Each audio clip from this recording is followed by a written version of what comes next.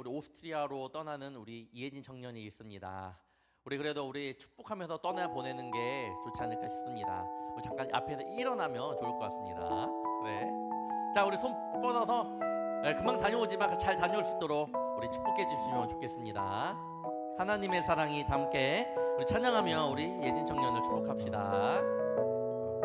하나님의 사랑이 당신의 삶 가운데 가득하기를 축복합니다. 하나님의 은혜가 우리 가운데 가득하길 기도합니다. 다시 한번 우리 축복합시다. 하나님의 사랑이 당신의 삶 가운데 가득하기를 축복합니다. 하나님의 은혜가 우리 가운데 가득하길 기도합니다. 네, 자, 잠시 기도하겠습니다.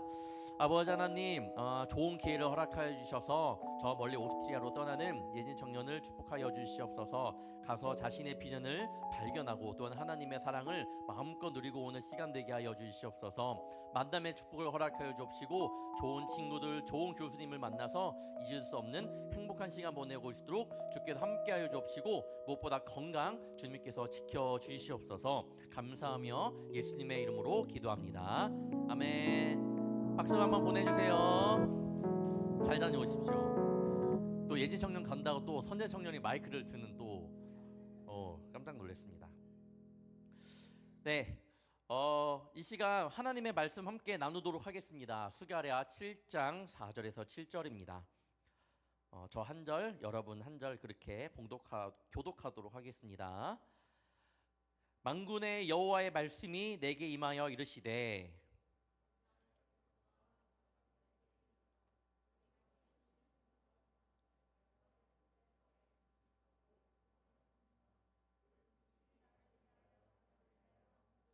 너희가 먹고 마실 때에 그것은 너희를 위하여 먹고 너희를 위하여 마시는 것이 아니냐.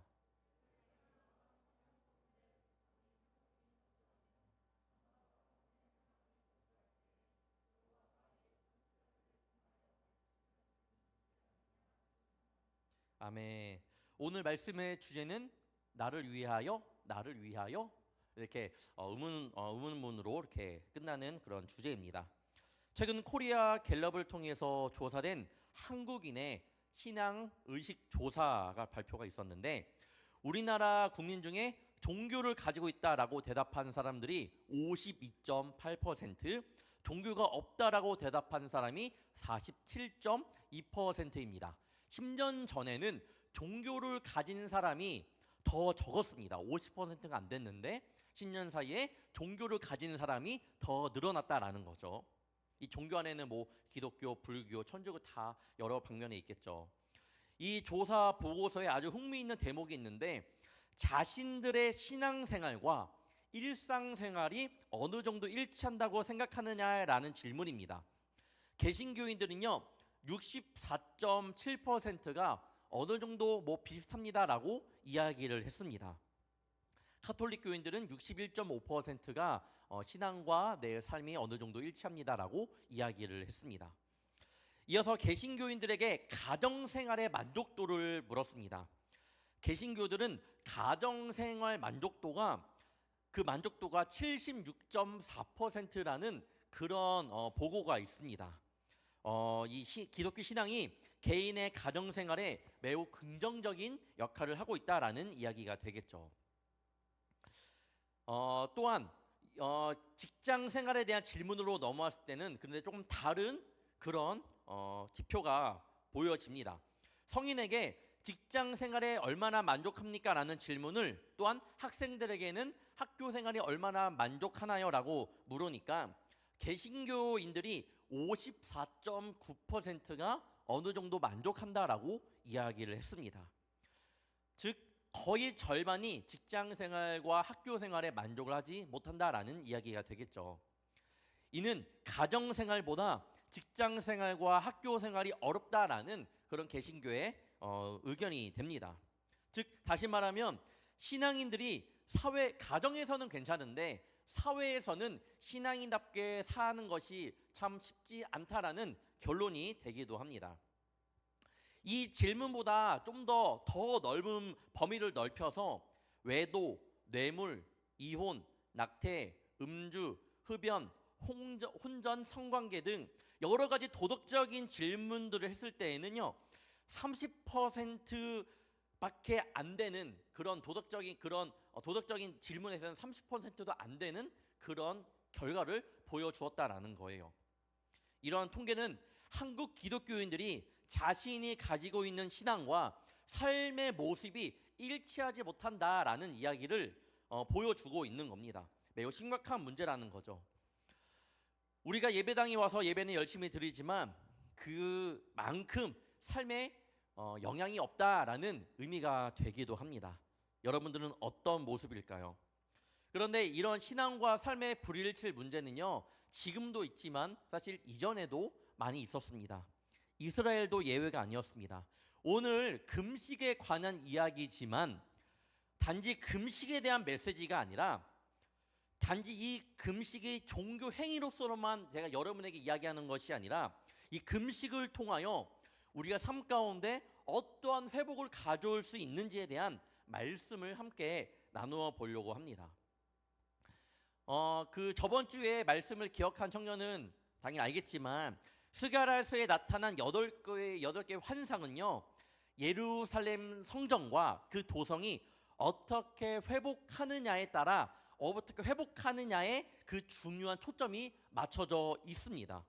그러나 도시가 회복되고 성전이 회복되는 것 이상으로 중요한 것은 제가 말씀드렸던 것처럼 그 사람의 성결의 문제였던 겁니다.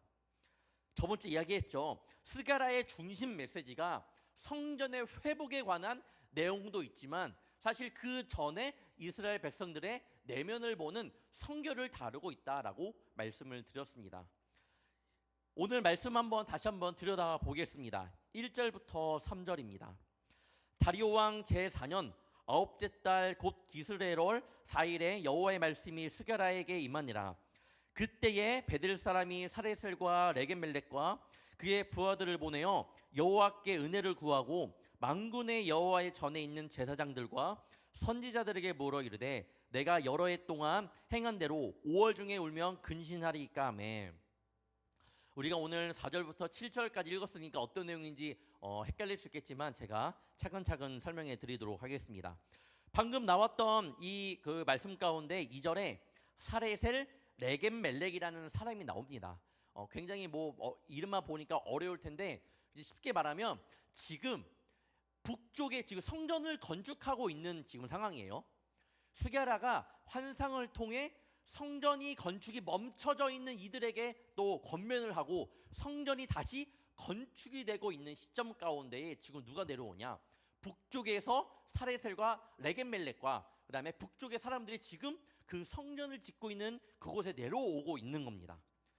이들은 도착해서 먼저 기도로 하나님께 은혜를 구한 다음에 예루살렘의 대표적인 종교 지도자들에게 중요한 질문을 하고 있습니다.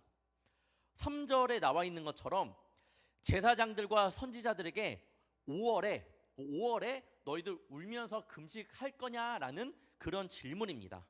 아직 어렵겠지만 제가 차근차근 설명해 드릴게요. 조금 쉽게 보기 위해서 표준세 번역으로 3절을 한번 다시 보겠습니다.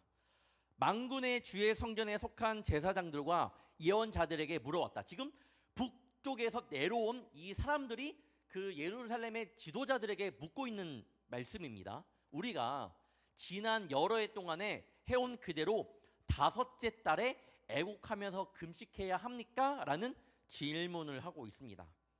왜 이렇게 묻고 있는지 지금부터 역사적인 배경을 잠시 설명해 드리도록 하겠습니다. 자, 남유다가 멸망할 때 총 3차 바벨론 포로로 끌려갑니다. 1차 끌려갔고 2차 끌려갔고 3차 끌려갑니다. 근데 이 3차로 끌려갈 때요, 총 4번의 그런 멸망의 사건들이 있었습니다. 그러니까 그 3차로 끌려갈 때 완전히 멸망당하는 거잖아요. 그럴 때 한 번에 그 바벨론이 와서 쳐들어간 게 아니라 일단은 총 4번의 공격이 있었습니다. 1단계는 뭐냐면 먼저 이스라엘 달력으로 10월달입니다. 10월달에 있었던 일이에요. 예루살렘 성이 시드기야 왕 때 바벨론 왕 느부갓네살에 의해 포위된 날이에요. 이 예루살렘을 먼저 공격한 게 아니라 먼저 포위해 버립니다. 그게 한 2년 정도 안 될 정도로 계속 포위해 버립니다. 정말로 극심한 기근과 고통의 서망이 바로 이때 10월 달에 지금 시작이 된 거예요. 3차 바벨론 포로의 시작은요, 바로 10월 달부터 시작이 되었습니다. 이스라엘 백성들은 지금 여러분이 조금 더 앞서 좀 알아야 될 건 뭐냐면요. 제가 총 4번 아까 그 PPT 보여주시겠어요? 10월 달, 4월 달, 5월 달, 7월 달이 있잖아요. 지금 이거는요. 백성들의 금식하는 월이에요.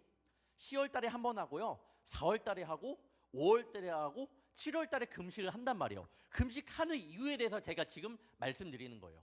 왜 10월 달에 왜 금식하느냐? 그런 사건이 있었던 거예요.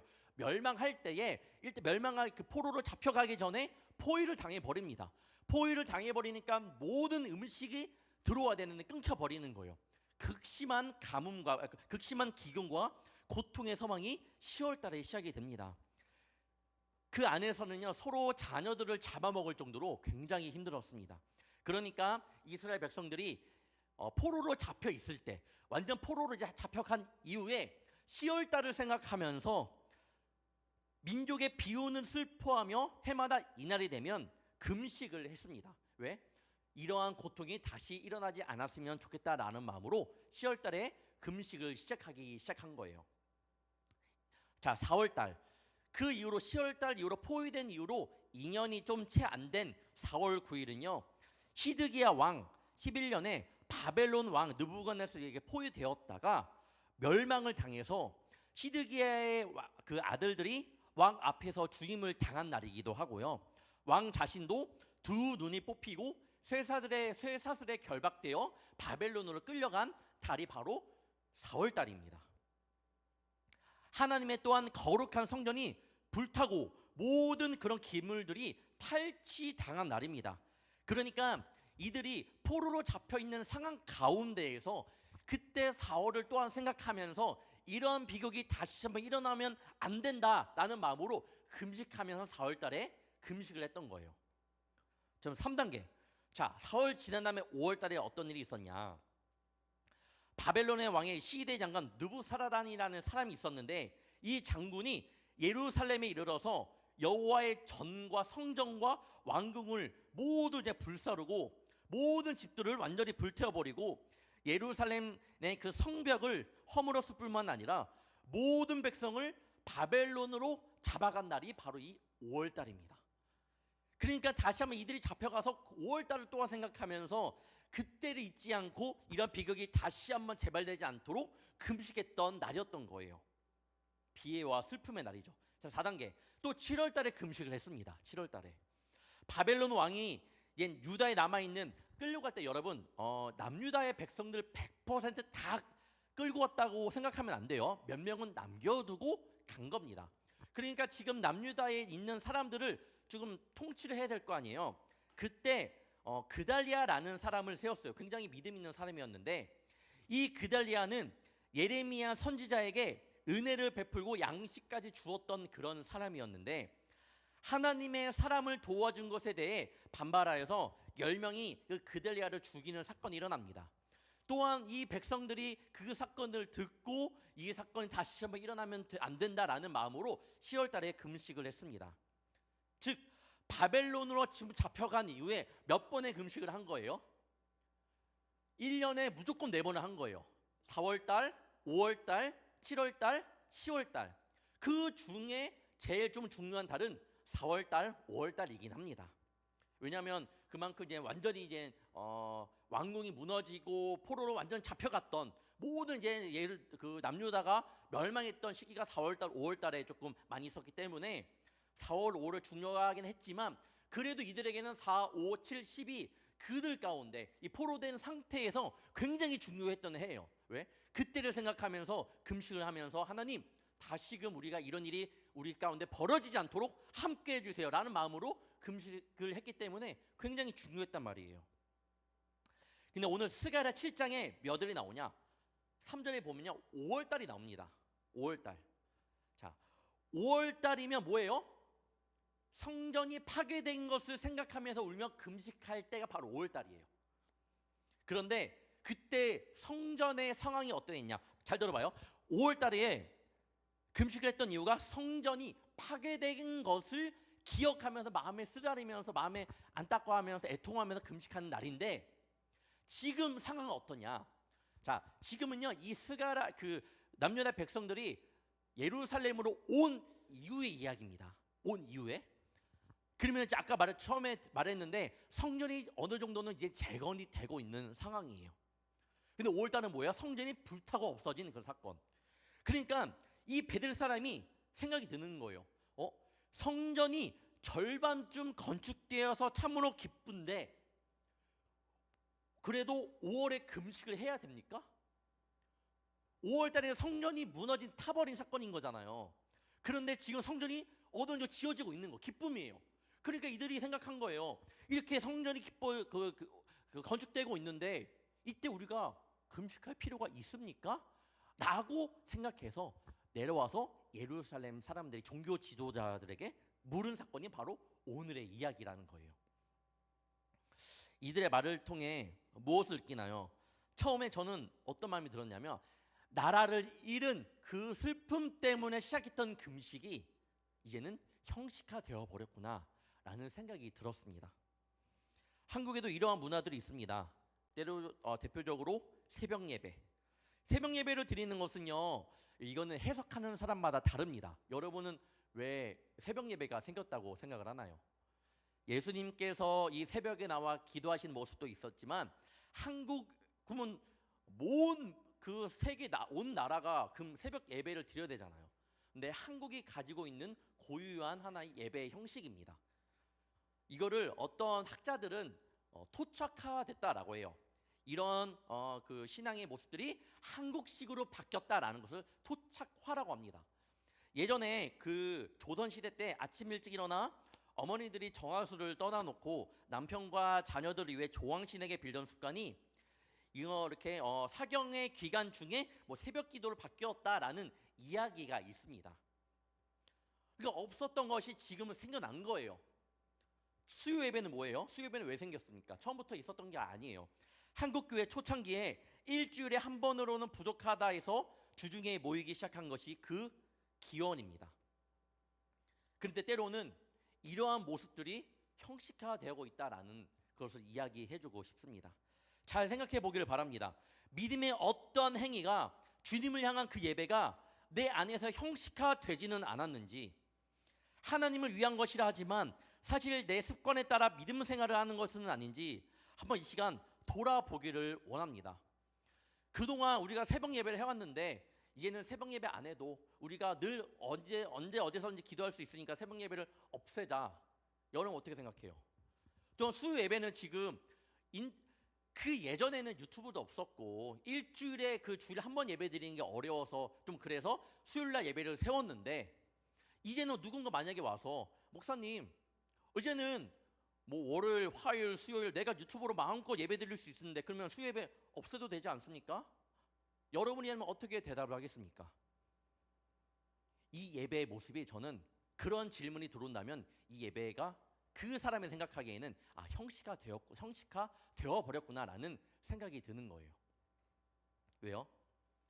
예배는 처음에 시작할 때 우리가 하나님을 향한 마음으로 시작을 한 건데 어느 순간 예배가 마음껏 드릴 수 있으니까 그거 안 해도 되지 않아요? 마음껏 예배를 드릴 수 있는데.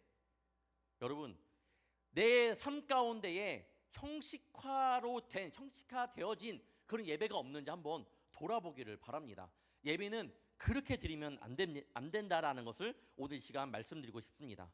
더 이상 나의 예배가 형식화가 되지 않기 위해서는 첫 번째, 믿음의 동기를 한번 찾아야 합니다. 이 베델 사람의 질문에 하나님께서 대답을 하는 거예요. 5월 달에 이제는 우리가 금식하면서 꼭 이렇게 애통하며 금식해야 됩니까? 라는 질문에 하나님께서 이렇게 대답합니다. 5절, 온 땅의 백성과 제사장들에게 이르라. 너희가 70년 동안 다섯째 달과 일곱째 달에 금식하고 애통하였거니와 그 금식이 나를 위하여 한 것이냐라고 묻습니다.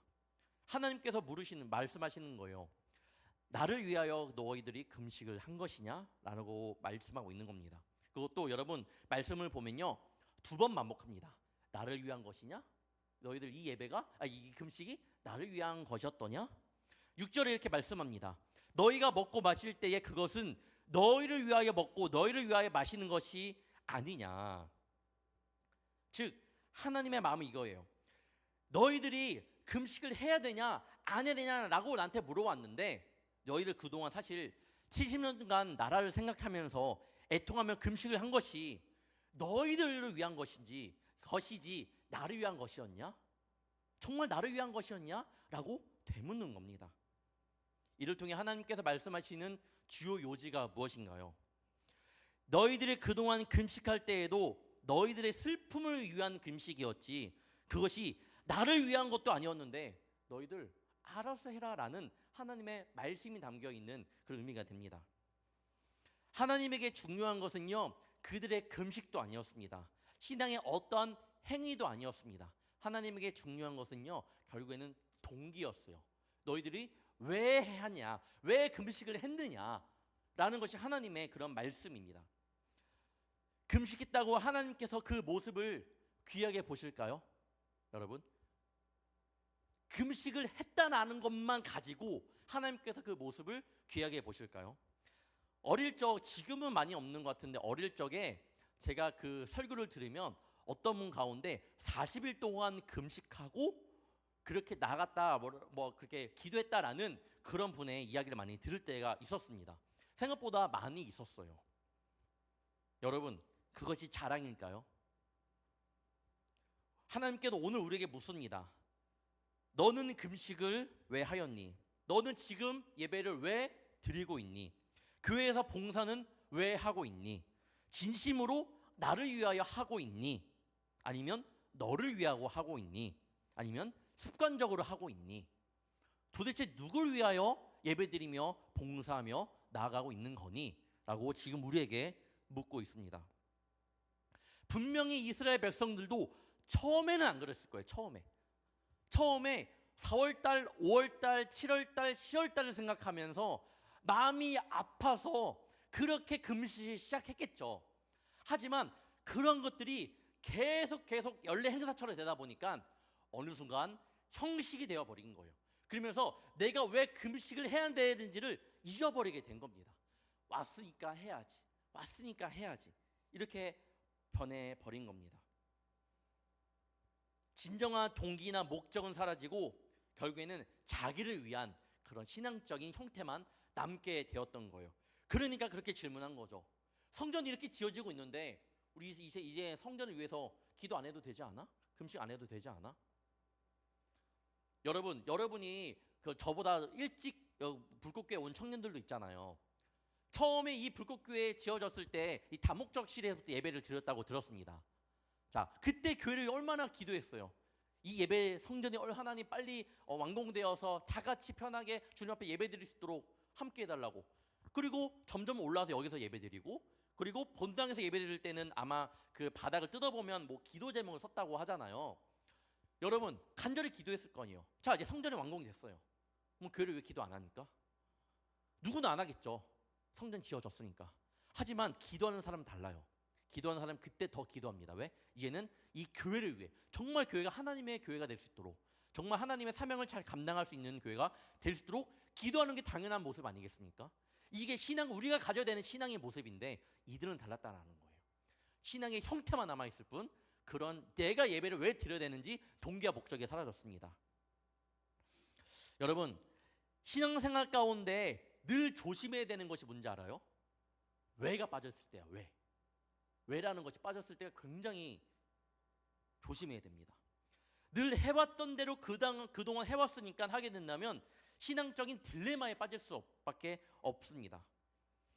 하지만 내가 늘 봉사를 해도, 예배를 드려도 왜 내가 예배를 드려야 되는지, 왜 봉사를 하는지 때로는 의심도 해본다면 여러분 분명하게 그런 것들이 건강한 신앙으로 이끌어 줄 겁니다. 신앙생활 가운데 의심이 많고 질문이 많은 사람들은요, 그만큼 우리 내면이 하나님 말씀에 대한 확신을 갖고 싶기 때문에, 그런 마음이 있기 때문에 왜라는 질문도 할 수 있는 거고 의심도 하는 것입니다. 왜 의심하는 거, 여러분 그런 청년들이 있잖아요. 굉장히 건강한 신앙이에요. 내가 더 하나님을 향한 그 마음을 갖고 싶은 마음으로부터 왜 의심이 시작되는 거거든요. 그것을 잘 넘기긴 해야 되죠, 당연히. 한번 물어보길 바랍니다. 여러분의 예배 모습, 봉사와 신앙의 모든 모습에 잠깐 브레이크를 걸고 왜라는 질문을 던져보는 우리 청년들 되기를 바랍니다. 왜 내가 이 자리까지 나왔나? 왜 내가 예배를 드리나? 왜 내가 크리스찬이 되어야 하나? 한번 생각해 보길 바라요. 내 신앙생활이 하나님을 위한 것인지 나를 위한 것인지 돌아보길 바랍니다. 고린도전서 10장 31절에 이러한 하나님의 답이 있습니다. 그런즉 너희는 먹든지 마시든지 무엇을 하든지 다 하나님의 영광을 위하여 하라. 하나님의 영광을 위하여 신앙생활을 해야 됩니다. 두 번째, 청종하는 삶을 살아야 됩니다. 오늘 말씀의 표제, 이 표제라는 것은 1절, 2절, 3절, 4절 있잖아요. 1절 위에 잘맣게 조그맣게 적혀 있는 그런 것들을 표제라고 하거든요. 그 표제에 이런 말씀이 있습니다. 여호와께서는 금식보다 청종을 원하신다. 7절입니다. 예루살렘과 사면 성읍에 백성이 평온히 거주하며 남방과 평원의 사람이 거주할 때에 여호와가 옛 선지자들을 통하여 외친 말씀이 있지 않느냐 하시니라. 이 말씀은 뭐냐면 일단은 이스라엘 백성들이 형식적인 종교만 남았던 이유는 청종하지 않아서라고 말을 하고 있습니다. 청종하지 않아서. 7절에 보면 하나님의 말씀을 듣고 하나님의 말씀대로 살고자 했을 때에 일어났던 일들에 대해서 7절에 대해 말을 하고 있는 거예요. 다시 한번 보겠게요. 다시 한번 보면 예루살렘과 사면 성읍에 백성이 평온히 거주하며 남방과 평원의 사람이 거주할 때에, 하나님의 말씀에 잘 순종할 때는요, 이렇게 평안한 삶이 있었다라는 거예요. 특히 남방 지역, 방금 남방 지역이라고 있었는데 남방 지역은요, 사망을 뜻합니다. 하나님의 말씀에 순종할 때에는 사막 지역까지 복을 받아 사람이 살 수 있는 그런 곳이 됩니다. 하지만 지금 그들의 모습은 무엇일까요? 그랬는데 제가 그 7절에 마지막 절에 어떻게 써져 있냐면 거주할 때에 여호와가 옛 선지자들을 통하여 외친 말씀이 있지 않느냐 하시니라. 그렇게 너희들 순종하고 있을 때에 당연히 그 가운데 불순종도 모습이 있겠죠. 그래서 선지자들이 막 하나님의 말씀을 대언한 거예요. 그럴 때 그들의 모습이 어떠했냐?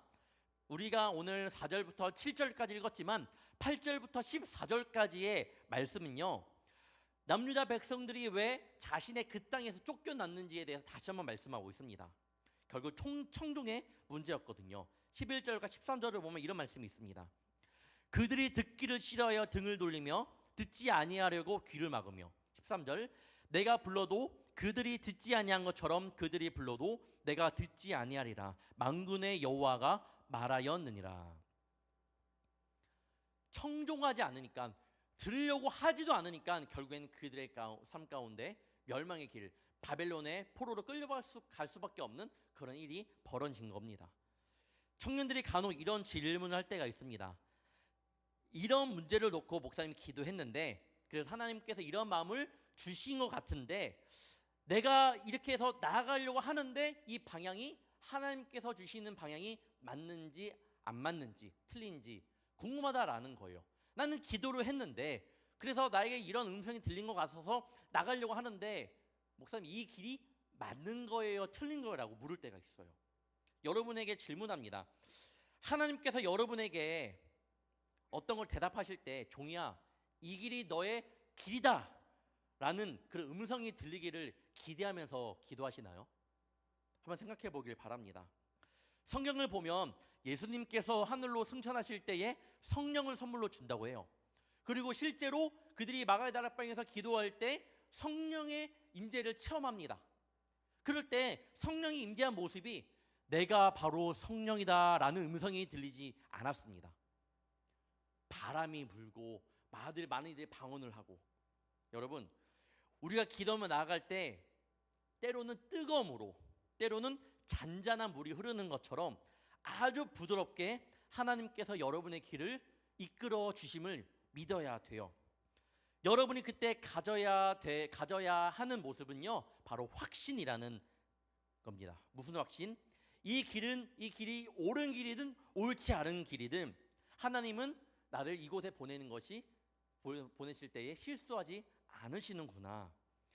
여러분, 정말 기도한 자녀는 그러한 확신을 가지고 나아갑니다. 그리고 계속해서 기도하기를 쉬지 말아야 됩니다. 또한 어디로 가야 하는지, 무엇을 해야 하는지에 대한 기도한 이후에 이제 어느 정도 길이 보이니까 기도하지 않는 청년들이 있어요. 그거는요, 굉장히 교만한 모습입니다. 이런 모습을 가진 청년들은요, 나중에 100이면 100 이렇게 말합니다. 하나님께서 왜 나를 이런 곳에 보내셨는지 모르겠습니다. 지금 내가 서 있는 이곳에서 얻을 것이 하나도 없습니다 라는 불평과 불만밖에 없습니다. 여러분, 11절 13절 읽었잖아요. 다시 한번 읽어드리면 어떤 말씀이냐면, 그들이 듣기를 싫어하여 등을 돌리며 듣지 아니하려고 귀를 막으며 내가 불러도 그들이 듣지 아니한 것처럼 그들이 불러도 내가 듣지 아니하리라. 뭐예요? 하나님께서 분명히 부르심이 있었다라는 거예요. 분명한 부르심이 있는데 우리가 그거를 듣지 않을 때가 있다라는 말씀이에요. 잘 생각해 보기를 바랍니다. 여러분, 하나님께서 내가 기도하며 나갈 때에 분명한 내 마음 가운데 감동을 주시는데 내가 그걸 듣기 싫어하고 등을 돌리는 모습은 아닌지 한번 내 모습을 돌아보기를 바랍니다. 기도하는 청년은요, 그 가운데 하나님의 음성 가운데 순종합니다. 들으려고 노력하다 보면 하나님께서 은혜를 주시고 그 가운데 마음 가운데 평안함을 주십니다. 그래서 결국에는 아무리 그것이 좋지 못한 곳이라 할지라도 하나님께서 주시는 그 마음을 품게 돼요. 세상의 눈으로 보면 절대로 못 보겠지만 기도하는 청년은 왜 나를 이곳 가운데 보내셨는지, 왜 나를 이곳 가운데 주님께서 던지셨는지 분명히 알게 될 겁니다. 마음 가운데 확신이 듭니다. 저는요, 우리 청년들이 그런 청년들이 되기를 간절히 바랍니다. 내가 듣고 싶은 것만 듣는 청년이 아니라, 따르고 싶은 것만 따르는 청년이 아니라 간절히 기도함으로 한번 하나님이 보내시는 그곳 가운데 담대함으로 나아가고 하나님의 그 마음을 믿음으로 나가는 청년들이 되기를 바랍니다. 그때 절실하게 기도한 청년에게 하나님께서 확신을 주실 것이고 그곳 가운데서 분명히 실패하지 않는 그런 길을 보게 될 겁니다. 저는 그런 주인공이 여러분 한 사람 한 사람이 되기를 간절히 바랍니다. 세 번째, 구체적인 삶의 모습이 반드시 나타나야 합니다.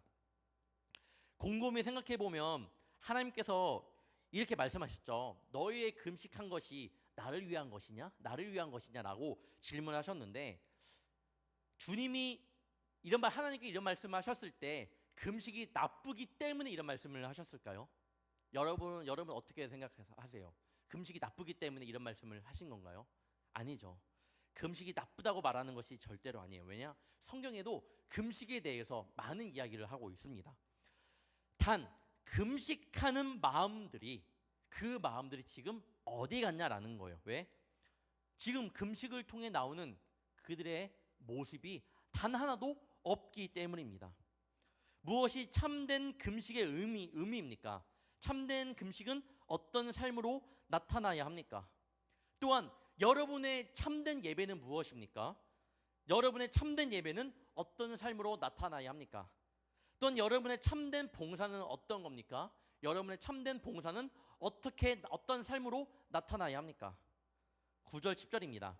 만군의 여호와가 이같이 말하여 이르시기를 너희는 진실한 재판을 행하며 서로 인애와 긍휼을 베풀며 과부와 고아와 나그네와 궁핍한 자를 압제하지 말며 서로 해하려고 마음에 도모하지 말라 하였으나, 하나님께서 원하시는 것은요, 너희들 금식 좋아, 하지만 왜 금식을 하느냐, 유혹과 그리고 금식을 통해서 뭘 원하느냐? 나타나는 모습을 하나님께서 원하십니다. 행함이에요. 진실된 행함. 말과 혀로만 사랑하지 말고 행함과 진실함으로 하자는 요한일서의 말씀도 있는 것처럼 하나님은요, 삶에서 실천으로 나오기를 원하십니다. 어떤 실천? 이웃을 향한 사랑의 실천. 이사야 58장에 보면 이런 말씀이 있습니다. 내가 기뻐하는 음식은 흉악의 결박을 풀어주며 멍에의 줄을 끌어주며 압제에 당하는 자를 자유하게 하며 모든 멍에를 꺾는 것이 아니겠느냐. 또 줄인 자에게 내 양식을 나눠주며 유리하는 빈민을 집에 들이며 헐벗은 자를 보면 입히며 내 골육을 피하여 스스로 숨지 아니하는 것이 아니겠느냐. 실천입니다, 여러분. 실천.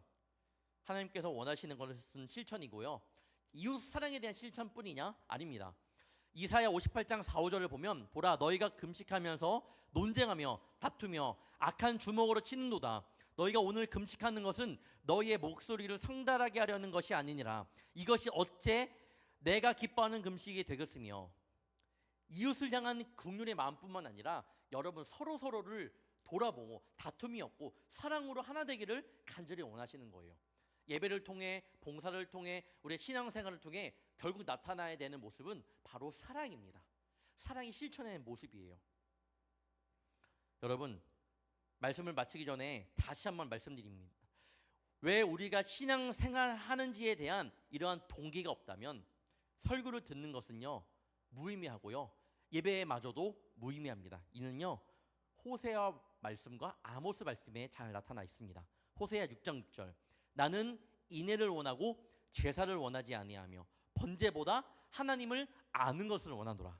아모스 5장 21절 24절 내가 너희 절기들을 미워하여 멸시하며 너희 성회들을 기뻐하지 아니하나니 너희가 내게 번제나 소제를 드릴지라도 내가 받지 아니할 것이요 너희의 살찐 희생의 화목제도 내가 돌아보지 아니하리라. 내 노랫소리를 내 앞에서 그칠지어다 내 비파 소리도 내가 듣지 아니하리라. 오직 정의를 물같이 공의를 마르지 않는 강같이 흐르게 할지어다. 하나님은요 종교적 타습에 젖어 단지 절기를 지키기 위해 하나님께 예배드리는 모습을 굉장히 싫어합니다. 여러분 왜 예배를 드려야 되는지 곰곰이 생각해 보기를 바랍니다. 나를 위하여 드린 모습이었는지 아니면 하나님을 위하여 드린 모습이었는지 꼭 살펴보기를 바랍니다. 하든지 말든지 너희들 마음대로 하거라. 그것은 내 관심사가 아니다. 내 관심은 너희들이 제대로 내 앞에 사느냐 어떠냐에 있다. 오늘 말씀을 통해 하나님께서 우리에게 주시는 말씀입니다.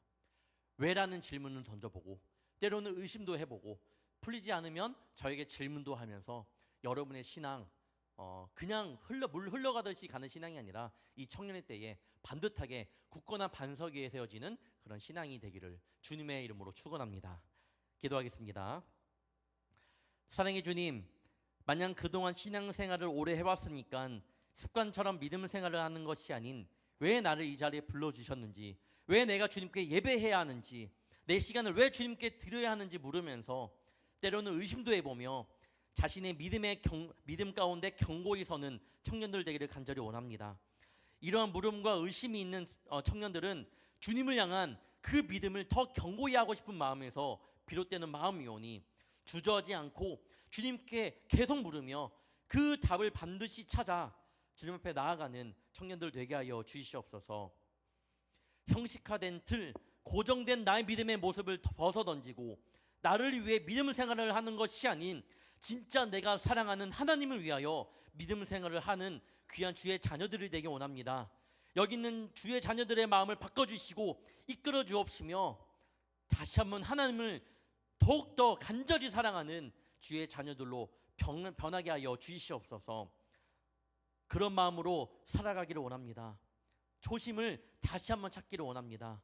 그 마음으로 주님을 사랑하게 하여 주시옵소서. 감사하며 이 모든 말씀 예수님의 이름으로 간절히 기도합나이다. 아멘. 이 시간 봉헌 찬양하며 나아가도록 하겠습니다.